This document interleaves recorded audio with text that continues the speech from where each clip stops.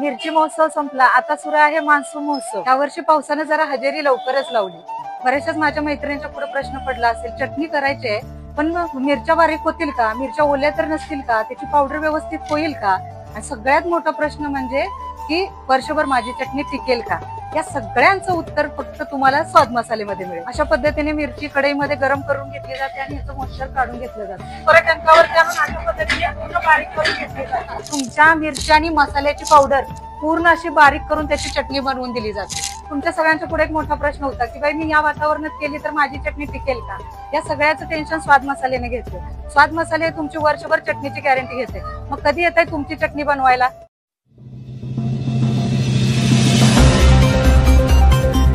ST bus झाडावर आदळल्याने 15 प्रवासी जखमी। इस्लामपूर आगाराच्या बसचा वाघवाडीजवळ अपघात। इस्लामपूर आगाराची एक एसटी बस MS07C 9285 सोमवारी दुपारी वाघवाडीजवळ झाडावर आदळून झालेल्या भीषण अपघातात 15 प्रवासी जखमी झाले आहेत।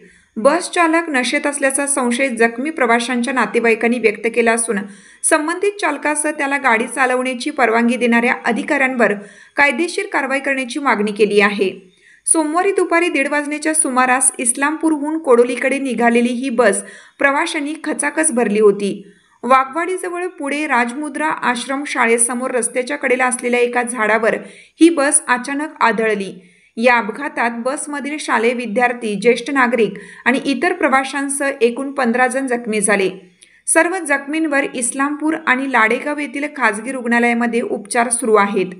घटनेनंतर तातडीने घटनास्थळी पोहोचलेल्या चिकोर्डे येथील एका जखमी मुलीच्या पालकांनी सांगितलं की बससमोर कोणतेही वाहन नसतानाही चालक हनुमंत यशवंत घोरपडे राहणार बहादूरवाडी तालुका वाळवा यांनी दारूच्या नशेत गाडी झाडावर घातली। पालकांनी असा सवाल केला आहे की चालक नशेत असतानाही आगारातील अधिकाऱ्यांनी त्याला गाडी चालवण्याची परवानगी दिलीच कशी।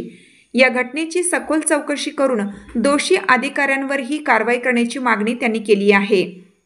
या घटनेबाबत M24 तासकडून इस्लामपूर आगार व्यवस्थापक दिलीप ठोंबरे यांना विचारलं असता त्यांनी सांगितलं की चालकाची वैद्यकीय तपासणी केली जाणार आहे।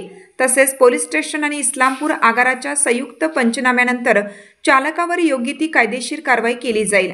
अपघाताचा मोठा आवाज ऐकून आणि प्रवाशांचा आरडाओरडा ऐकून राजमुद्रा आश्रमशाळेतील विद्यार्थ्यांनी तातडीने मदतीसाठी धाव घेतली। अपघातानंतर बस एका बाजूला पूर्णपणे कलंडली असल्याने प्रवाशांना बाहेर काढणं कठीण झालं होतं। यावेळी विद्यार्थ्यांनी बसचा आपत्कालीन दरवाजा आणि ड्रायव्हर सीटच्या बाजूने प्रवाशांना बाहेर काढण्यासाठी मदत केली, ज्यामुळे मोठा अनर्थ टळला। घटनेची माहिती मिळताच इस्लामपूर पोलीस स्टेशनचे अधिकारी आणि कर्मचारी घटनास्थळी पोहोचले आणि त्यांनी पंचनामा करण्यास सुरुवात केली। पुढील तपास पोलीस करीत आहेत। किरण पाटील, आज दिनांक 1/9/2025 इस्लामपूर कोडोली एस टीमध्ये आमच्या मुली येत होत्या। त्या येत असताना एस टी ड्रायव्हर दारू प्यालेला होता। 3 किलोमीटरनं अंतर नाही इस्लामपूरपासून जाखरातवाडीपर्यंत त्या डेअरीपर्यंत। त्या डेअरीपर्यंत तिथे एस टी डेपोच्या पहिल्या साहेबानं दारूचा वास येत असताना त्या ड्रायव्हरला परवानगी दिली की एस टी घेऊन जाण्यास। पहिला तो साहेब निलंबित झाला पाहिजे। त्यानंतर 20-25 लोक गाडीमध्ये अपघाती झालेला आहे। जबरदस्त प्रमाणात दुखापत झालेलं आहे। या कंडिशनमध्ये एस टी डेपोच्या सर्व कर्मचाऱ्यांना निलंबित झाले पाहिजे। तसेच झालेल्या लोकांना अपघात हा न भरून येण्यासारखा आहे। असं जर का माणसाचा जीव घेणार असला तर एस टीपेक्षा प्रायव्हेटला परवानगी द्या, त्यांची ती चालवून द्या। आमचा विश्वास आहे त्यांच्यावर। आमच्या मुलगीचं नाव उत्कर्ष किरण पाटील। डोक्यामध्ये फार मोठ्या प्रमाणात जखम झालेली आहे आणि त्याचा उपचार चालू आहे।